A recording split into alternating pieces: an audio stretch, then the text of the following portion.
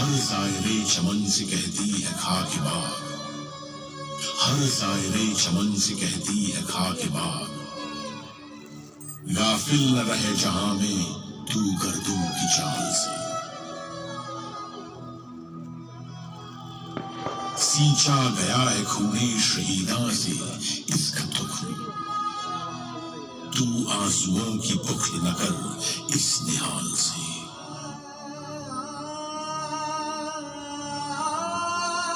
उस विसाखी दे दिन जो लोग इस बाग विच शहीद होए सन, उन सिख सन न हिंदू न मुसलमान।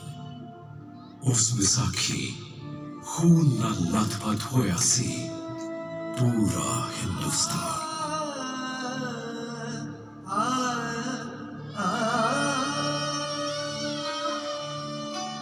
ओ अमृतसर विच 13 अप्रैल 1919 ऐतवार दी एक सवेर सी। पंजाब दी धरती ते आउण वाले सब तो खूबसूरत दिन दी सवेर, जद सारा पंजाब विसाखी दियां खुशियां मना रहा सी। पता नहीं कितने श्रद्धालु हरिमंदिर साहब दे दर्शन करन अते खालसा पंथ का स्थापना दिवस मनाउण आए हुए सन।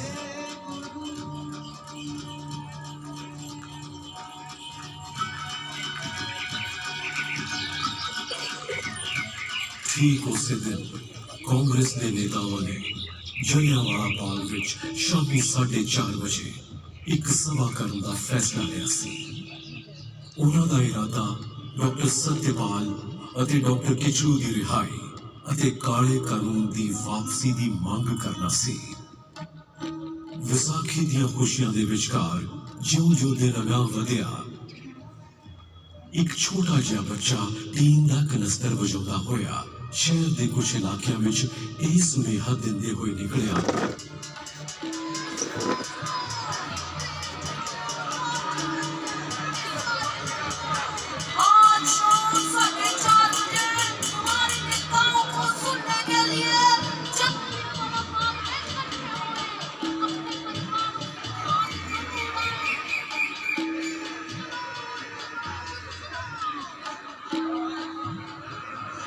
जो ही इस बच्चे की मुरादी को विसाखी मनाते हुए लोगों ने सुनिया ते सोचा कि जुल्म का विरोध करना तो कोई जुर्म नहीं है। वीर जी, बात पे आ रहे हो कि नहीं आ रहे हो? हाँ सुना है, सवा है कोई। आप चलो, हम मथा टेक आए बस। अजी सुनिया कोई कानून लगाया सरकार ने? हाँ सुना तो मैंने भी, वही शाम को बाग में पता चल ही जाएगा। वैसे परजाई जी आप आ रहे हो ना? आओ, जसी को लेके पहुंच जाऊंगी 4:30 बजे। वैसे भी जलियांवाले बाग विच लोग पहला तो ही आपस में खुशियां बांट रहे सन, आराम कर रहे सन, पर उन्हां मासूम लोगों को खबर नहीं सी कि जनरल डायर ने अमृतसर विच मार्शल लॉ लगा दिता है। पर बाग फेरियां कड्डण अते जलसे करन ते रोक लगा दी है, क्योंकि सरकार ने मार्शल लॉ लगाउण दा कोई ऐलान नहीं करवाया सी। तकरीबन दोपहर 12:30 बजे के करीब जनरल डायर को जलियांवाला बाग विच होने वाली सभा की जानकारी मिली। साहब, सुना है कोई सभा होने वाली है। किधर? साहब, बाग में, जलियांवाला बाग में। कब? सुना तो था, यही 4-4:30 के करीब। ये जरूरत देखता हूँ सभा को। जनरल डायर यो ही नाजी जो अगे चल के अंग्रेज हुकूमत के जुल्म और सितम का सब तो काला अध्याय बनन वाला सी। ओ अंग्रेज हुकूमत जिसने भारत विच इंसान के हक विच उठन वाली हर आवाज नूं हर तरह नाल कुचलन की कोशिश की सी, फिर चाहे वो आवाज गरज विचों उठी होवे या खामोशी विचों। 1770 विच सन्यासियां ते फकीरां ने संघर्ष किया ਤੇ ਸਨ 1857 ਵਿੱਚ ਪੂਰੇ ਦੇਸ਼ ਨੇ ਇੱਕ ਹੋ ਕੇ ਅੰਗਰੇਜ਼ਾਂ ਦੇ ਖਿਲਾਫ ਪਹਿਲੇ ਸੁਤੰਤਰਤਾ ਸੰਗਰਾਮ ਦੀ ਹੰਕਾਰ ਭਰੀ।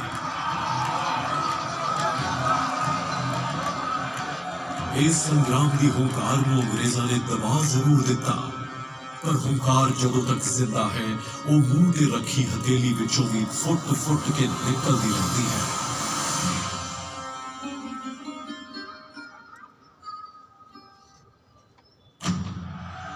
ਕਦੇ ਕ੍ਰਾਂਤੀਕਾਰੀਆਂ ਨੇ ਆਜ਼ਾਦੀ ਦਾ ਬੀੜਾ ਚੁੱਕਿਆ ਅਤੇ ਕਦੇ ਕਾਂਗਰਸ ਦੇ ਕਰਮ ਦਲ ਨੇ। ਇੱਕ ਪਾਸੇ ਗਦਰ ਪਾਰਟੀ ਨੇ ਵਿਦੇਸ਼ਾਂ ਵਿੱਚ ਆਜ਼ਾਦੀ ਦਾ ਸੰਗਰਾਮ ਛੇੜ ਦਿੱਤਾ ਸੀ, ਤਾਂ ਦੂਜੇ ਪਾਸੇ ਪੰਜਾਬ ਵਿੱਚ ਵੀ ਉਹ ਦੇਸ਼ ਦੀ ਆਜ਼ਾਦੀ ਲਈ ਤਿਆਰ ਸਨ। ਸੰਨ 1915 ਵਿੱਚ ਰਾਸ ਬਿਹਾਰੀ ਬੋਸ ਨੇ ਪੰਜਾਬ ਆ ਕੇ ਲਾਹੌਰ, ਫਿਰੋਜ਼ਪੁਰ, ਅੰਮ੍ਰਿਤਸਰ, ਨਨਕਾਣਾ ਸਾਹਿਬ ਅਤੇ ਤਰਨਤਾਰਨ ਵਿੱਚ ਆਪਣੇ ਦੂਤਾਂ ਦੇ ਜ਼ਰੀਏ ਅੰਗਰੇਜ਼ੀ ਸੈਨਾ ਵਿੱਚ ਭਰਤੀ ਭਾਰਤੀ ਸੈਨਿਕਾਂ ਨਾਲ ਸ਼ਸਤਰ ਸਮੇਤ ਕ੍ਰਾਂਤੀ ਲਈ ਸੰਪਰਕ ਕੀਤਾ ਸੀ। ਪਰ ਕਿਸੇ ਤਰ੍ਹਾਂ ਇਹ ਯੋਜਨਾ ਅੰਗਰੇਜ਼ਾਂ ਨੂੰ ਪਤਾ ਲੱਗ ਗਈ ਅਤੇ ਕਈ ਕ੍ਰਾਂਤੀਕਾਰੀ ਗ੍ਰਿਫਤਾਰ ਕਰ ਲਏ ਗਏ। 16 ਨਵੰਬਰ 1915 ਵਾਲੇ ਦਿਨ 19 ਸਾਲਾ ਬਾਲਕ ਕਰਤਾਰ ਸਿੰਘ ਸਰਾਭਾ ਨੂੰ ਅੰਗਰੇਜ਼ਾਂ ਨੇ ਲਾਹੌਰ ਦੀ ਜੇਲ੍ਹ ਵਿੱਚ ਫਾਂਸੀ ਦੇ ਫੰਦੇ ਤੇ ਲਟਕਾ ਦਿੱਤਾ।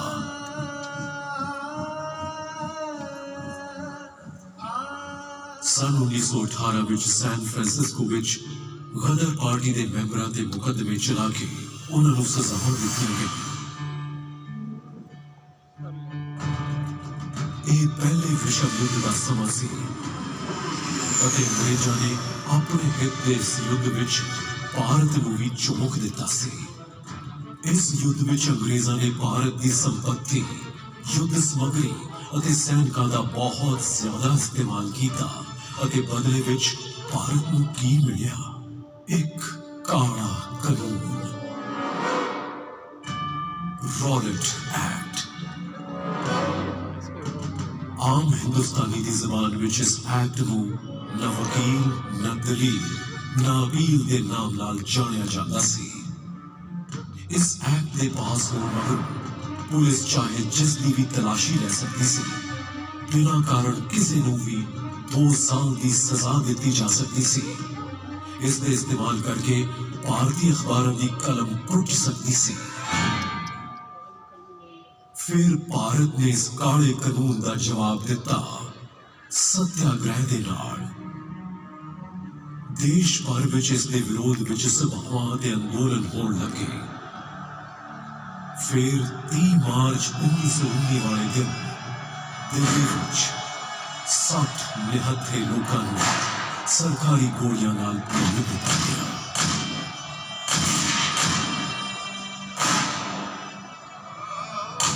ਪੰਜਾਬ ਵਿੱਚ ਡਾਕਟਰ ਸਤਿਪਾਲ ਅਤੇ ਡਾਕਟਰ ਕਿਚਲੂ ਇਸੇ ਕਾਨੂੰਨ ਦੇ ਵਿਰੋਧ ਦੀ ਪ੍ਰਧਾਨਗੀ ਕਰ ਰਹੇ ਸਨ। ਉਦੋਂ ਅੰਗਰੇਜ਼ਾਂ ਨੇ ਉਹਨਾਂ ਨੂੰ ਗ੍ਰਿਫਤਾਰ ਕਰ ਲਿਆ। ਪੰਜਾਬ ਦੀ ਜਨਤਾ ਨੇ ਇਸ ਗ੍ਰਿਫਤਾਰੀ ਦਾ ਵਿਰੋਧ ਕੀਤਾ ਅਤੇ ਉਹਨਾਂ ਦੀ ਰਿਹਾਈ ਲਈ ਕਈ ਅਰਜ਼ੀਆਂ ਦਿੱਤੀਆਂ, ਪਰ ਪੰਜਾਬ ਦੇ ਲੈਫਟੀਨੈਂਟ ਗਵਰਨਰ ਮਾਈਕਲ ਓਡਾਇਰ ਤੇ ਇਸ ਦਾ ਕੋਈ ਅਸਰ ਨਾ ਹੋਇਆ। ਉਸ ਦੇ ਇਰਾਦੇ ਤਾਂ ਕੁਝ ਹੋਰ ਹੀ ਸਨ। 9 ਅਪ੍ਰੈਲ 1919 ਰਾਮਨੌਮੀ ਵਾਲੇ ਤਿਉਹਾਰ ਤੇ ਅੰਮ੍ਰਿਤਸਰ ਵਿੱਚ ਸ਼ਾਂਤੀ ਬਣੀ ਰਹੀ। ਫਿਰ ਵੀ ਅੰਗਰੇਜ਼ਾਂ ਨੇ ਉਸ ਦਿਨ ਮਹਾਤਮਾ ਗਾਂਧੀ ਦੇ ਉੱਥੇ ਆਉਣ ਤੇ ਰੋਕ ਲਗਾ ਦਿੱਤੀ ਅਤੇ ਉਹਨਾਂ ਨੂੰ ਪਲ ਤੇ ਹੀ गिरफ्तार कर लिया। आप यहाँ से आगे नहीं जा सकते, आपको गिरफ्तार किया जाता है। You are under arrest। ਇਸ ਦੇ ਵਿਰੋਧ ਵਿੱਚ ਪੰਜਾਬ ਵਿੱਚ ਕਈ ਥਾਵਾਂ ਤੇ ਸਭਾਵਾਂ ਹੋਈਆਂ, ਪਰ ਲੋਕਾਂ ਨੂੰ ਇਹ ਪਤਾ ਨਹੀਂ ਸੀ ਕਿ ਉਹਨਾਂ ਦੇ ਇਸ ਅਹਿੰਸਾਤਮਕ ਪ੍ਰਤੀਰੋਧ ਦਾ ਜਵਾਬ ਅੰਗਰੇਜ਼ ਇੰਨੇ ਜ਼ੁਲਮ ਸਿਤਮ ਨਾਲ ਦੇਣਗੇ। ਮਾਈਕਲ ਓਡਾਇਰ ਨੇ जनरल डायर ਨੂੰ ਸੈਨਾ ਦੀਆਂ ਟੁਕੜੀਆਂ ਸਮੇਤ ਜਲੰਧਰ ਤੋਂ ਬੁਲਵਾ ਲਿਆ। General, report here immediately with your troops। तुम्हारी यहाँ जरूरत है। इन हिंदुस्तानियों को काबू में लाना पड़ेगा। Yes, sir. I am coming. जब जलियांवाला बाग अंदर विसाखी मनाउण आए हजारों हिंदुस्तानी अपने नेता हंसराज ਨੂੰ सुन रहे सन। एक हवाई जहाज उन्होंने उत्तों ਦੀ गुजरिया। दरअसल अंग्रेज हवाई जहाज राही बाग ਦਾ मुआयना कर रहे सन। ਇਹ ਦੇਖ ਕੇ ਉੱਥੇ ਦੇ ਲੋਕਾਂ ਵਿੱਚ ਬੇਚੈਨੀ ਵੱਧ ਗਈ। और शांति बनाए रखिए, शांति बनाए रखिए, डरने की कोई बात नहीं है। ਪਰ ਉਹਨਾਂ ਦੇ ਨੇਤਾ ਨੇ ਉਹਨਾਂ ਨੂੰ ਹੌਸਲਾ ਦਿੱਤਾ। ਇੰਨੀ ਦੇਰ ਨੂੰ ਦੂਰ ਗਲੀ ਵਿੱਚੋਂ ਕੁਝ ਆਵਾਜ਼ਾਂ ਆਉਣੀਆਂ ਸ਼ੁਰੂ ਹੋ ਗਈਆਂ। ਕੁਝ ਬਖਤਰਬੰਦ ਗੱਡੀਆਂ ਗਲੀ ਦੇ ਪਾਰ ਆ ਕੇ ਰੁਕੀਆਂ। जनरल डायर अपने 90 सैनिकों समेत बाग विच आ चुका सी। अगर हमने हाथ उठाया या हिंसा की तो हम उनसे अलग कैसे हुए? लोगों विच कुछ हलचल जही हुई और हंसराज ने उन्होंने फिर हौसला दिता। डरने की कोई बात नहीं है, हम शांति से बात करेंगे। शांति नाल गल करदे लोकां नूं किस कोलों खतरा हो सकता सी। लोकी कुछ सोचते उस तो पहला जनरल डायर ने अपने सिपाहियों को पोजीशन लैंड का हुक्म दिता। लोकां विच खौफ वादा जा रहा सी। औरतां अपने बच्चों को देख के दहशत नाल कांब रही सन। आदमी अपने परिवारों को अपनी बाहों विच समेटी चीखां दे समंदर विच डुबदे जा रहे सन। अते बच्चों को तक पता भी नहीं सी कि उन्होंने मासूम खिड़े चेहरे कुछ ही देर मगरों एक गहरी अते ठंडी खामोशी में गुआचन वाली सी।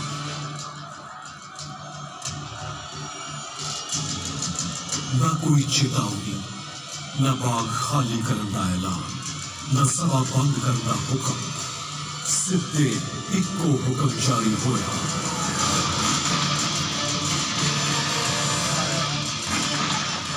गोलियां बंदूकों दी नलियां चो फड़न लगी। लोकी बेतहाशा अपनी जाना बचाने लई इधर उधर भाग रहे सन। पर ना अंग्रेज हुकूमत दी बंदूकां रुकियां अते ना ही डायर दी अखां विच कोई इंसानियत जागी। जो गोलियां उन्हां बेगुनाहां दे जिस्मां नूं चीरदियां दीवारां विच खुब गईयां सन, ਉਹ ਅੱਜ ਵੀ दीवारां विच दफन ਹਨ। गोलियां चलती रही। अंग्रेजा दियां गोलियां को जाना बचाते हुए उन्होंने लोगों ने उस दिन एक उम्मीद सी। बाग विच मौजूद खूह लोकी बचते बचाते उस विच छाल मारते गए।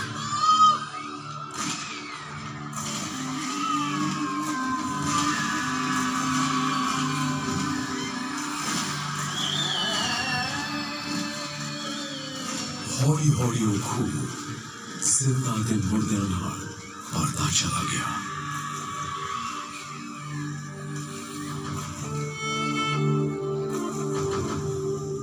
खूह इंसान की प्यास बुझाता है, पर उस दिन उस खूह ने शैतान की प्यास बुझाई सी। एक खूह इस इतिहासिक मैदान विच गूंजदा होया एक काला स्थान है, जिस विच अज भी उन्हां बेगुनाहां दियां चीखां गूंज रही हैं। उस दिन जलियांवाला बाग विच खूनी जनरल डायर दियां प्यासियां बंदूकां गोलियां खत्म होण तक चलदियां रहियां अते हिंदुस्तानी शहीद होंदे रहे। उसनूं तां इह अफसोस हो रहा सी कि गली भीड़ी होने कारण वो अपनी मशीन गन उत्थे तक नहीं ले जा सकिया सी। जलियांवाला बाग दे इस कतलेआम विच उस दिन डायर ने अपने 90 सैनिकों नाल 10 मिनट विच 1650 गोलियां दागियां, जिस नाल 1000 तो ज्यादा भारती शहीद हुए अते 1500 तो ज्यादा जख्मी। उन्होंने दरिंदियां ने तां बच्चों नूं भी नहीं छड्डिया। उस दिन 15 ਬੱਚਿਆਂ ਨੂੰ ਗੋਲੀਆਂ ਮਾਰੀਆਂ ਗਈਆਂ।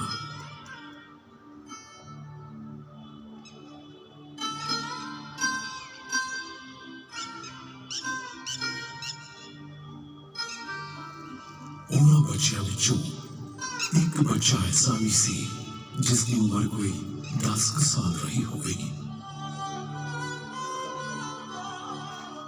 ਉਸ ਮਰੇ ਹੋਏ ਬੱਚੇ ਦੀ ਲਾਸ਼ ਦੀ ਗੋਦੀ ਵਿੱਚ ਇੱਕ ਲਾਸ਼ ਹੋਰ ਵੀ ਸੀ, ਇੱਕ 3 ਸਾਲ ਦੇ ਬੱਚੇ ਦੀ ਲਾਸ਼। ਬਾਗ ਵਿੱਚ ਮੌਜੂਦ ਇੱਕ ਲਾਸ਼ ਦੇ ਕੋਲ ਇੱਕ ਔਰਤ ਬੈਠੀ ਸੀ। उस औरत का नाम सी रतन देवी, जो अपने पति की लाश ते विरलाप कर रही सी। अते इसी तरह पता नहीं किन्ने जख्मी लोग अपने दियां लाशां कोल बैठे हुए सन।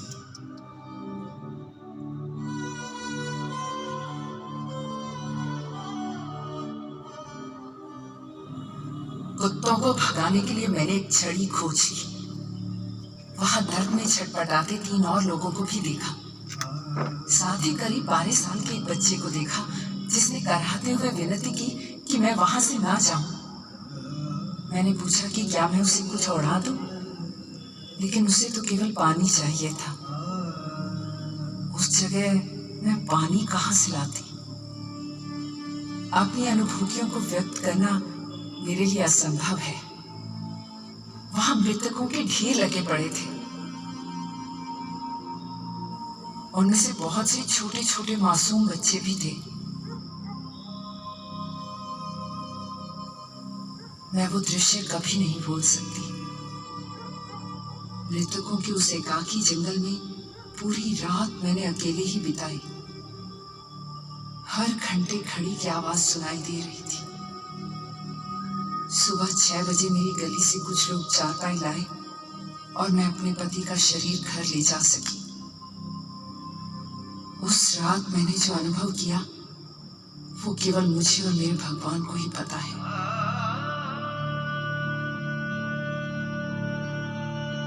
ਉੱਥੇ ਮੌਜੂਦ ਮੁਰਦਿਆਂ ਦੀ ਅਤੇ ਉਹਨਾਂ ਦੇ ਵਿਰਲਾਪ ਕਰ ਰਹੇ ਉਹਨਾਂ ਦੇ ਘਰਦਿਆਂ ਦੀ ਖਬਰ ਲੈਣ ਵਾਲਾ ਕੋਈ ਨਹੀਂ ਸੀ। ਜ਼ਖਮੀਆਂ ਦਾ ਇਲਾਜ ਕਰਨ ਵਾਲਾ ਕੋਈ ਨਹੀਂ ਸੀ। ਉਹਨਾਂ ਨੂੰ ਪਾਣੀ ਤੱਕ ਪਿਲਾਉਣ ਵਾਲਾ ਕੋਈ ਨਹੀਂ ਸੀ। आप खुद सोचो उस दर्दनाक माहौल के बारे जिहड़ा अगले 24 घंटिया तक उसी तरह ही रहा।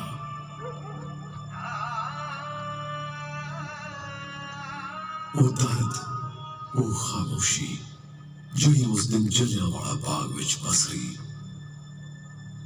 वो खामोशी हिंदुस्तान के सीने विच अज तक गूंज रही है।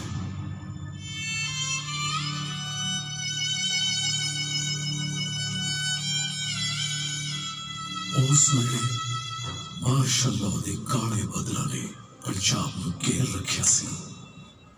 अमृतसर विच एक पासे शहीदां दे परिवार रुदन विच डुबे हुए सन ते दूजे पासे अंग्रेज कहे लगा थे। क्लबां विच नाच रहे सन, जश्न मना रहे सन। उस रोज मार्शल लॉ का इस्तेमाल करके पता नहीं किन्ने लोगों नूं सलाखां दे पिछे ढक के तसीहे दिते जाते रहे। इस कतलेआम का दोनों डायरां ते कोई असर नहीं होया। कई दिनों तक दोवे अमृतसर के लोगों उत्ते जुल्म करके उन्होंने दबाते रहे। उन्होंने जुल्म इस हद तक सी कि जो भी हिंदुस्तानी उस गली विचों गुजरता उन्होंने गोडियां ते हत्थां दे पार रेंगण ते मजबूर किया जाता। तुम क्रॉल करके रास्ता क्रॉस करो। सारा पंजाब इस अंग्रेजी आतंक का सामना कर रहा है। अपने आप को जमीन पे रगड़ते हुए निकलो यहाँ से। जब 14 अप्रैल को अमृतसर तो 87 किलोमीटर दूर गुजरांवाला विच कुछ भारतीय अंग्रेजों के खिलाफ प्रदर्शन कर रहे सन। उन्होंने हवाई जहाज तो बम उड़ाए गए, पता नहीं कितने मारे गए। दुनिया की सभ्यता का झंडा चुकन वाली अंग्रेज हुकूमत का असली चेहरा यही सी। पंजाब तो कोई खबर बाहर नहीं जा रही सी, पर हुंकार अजे तक जिंदा रही। वो मुंह ते रखी हथेली विचों भी फुट फुट के निकलती रही। हौली हौली इस कत्लेआम की खबर पूरे देश विच फैल गई, तब पूरा हिंदुस्तान विरोध विच उठ खड़ा होया। रॉलेट एक्ट के खिलाफ देश भर विच अंदोलन तेज हो गया। इत्थे देश विच प्रदर्शन अते धरने हो रहे सन ते उधर अंग्रेज डायर दा गुणगान कर रहे सन। उन्हां दा ख्याल सी कि इन्हां गोलियां दी आवाज़ां विच भारत दा राष्ट्रवाद अते सुतंत्रता संग्राम दब जाएगा। एक अंग्रेज कवि रुडयार्ड किपलिंग ने डायर नूं शाबाशी ही नहीं दिती, बल्कि उस लई एक राहत कोष भी खोल दिता। अंग्रेजी अखबार डायर नूं साम्राज दा बहादुर रक्षक दस रहे सन। भारतीयों ने इस बेशर्मी दा मुंह तोड़ जवाब दिता। इस कत्लेआम के खिलाफ अपनी आवाज को बुलंद कर दिया। गुरुदेव रविंद्रनाथ टैगोर ने अपनी नाइटहुड की उपाधि वापस कर दी। महात्मा गांधी ने केसरी हिंद की पदवी वापस कर दी। बॉम्बे क्रॉनिकल के संपादक पीजी हॉर्निमन ने अपनी नौकरी तो अस्तीफा दे दिता और देश के कवियों ने अपनी कविताओं विच अपना विरोध दर्ज किया।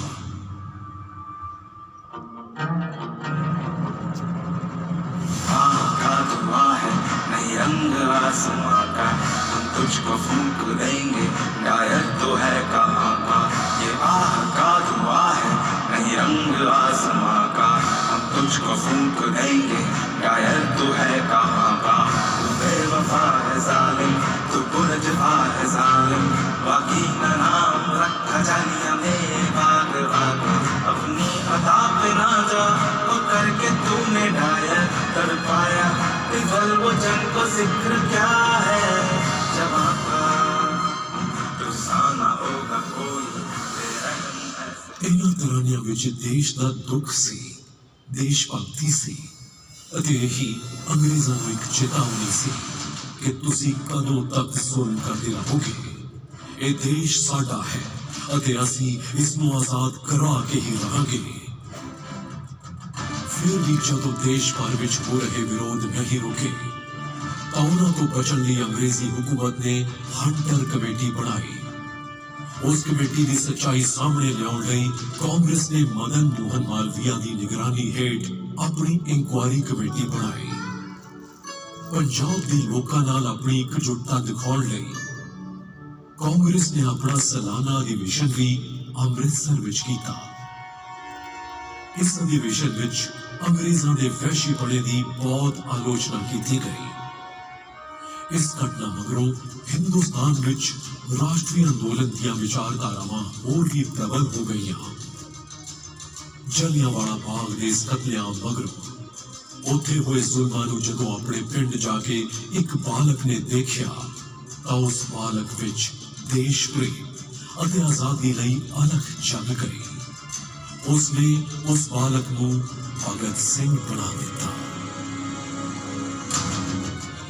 13 अप्रैल 1919 विच हुए इस कत्लेआम का बदला 21 साल बाद पंजाब के बेटे शहीद आजम सरदार उधम सिंह की बंदूक ने लिया।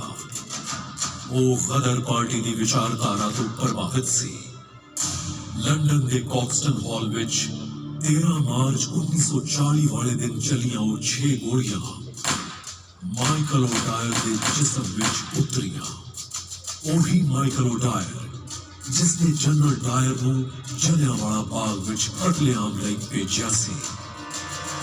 उसनूं गोली मारन मगरों उधम सिंह उथों भज्जिया नहीं, उसने बड़ी शांति नाल अपनी गिरफ्तारी दी।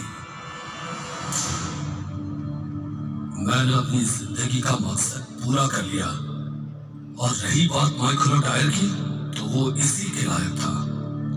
उसे मेरे हाथों मरना ही था।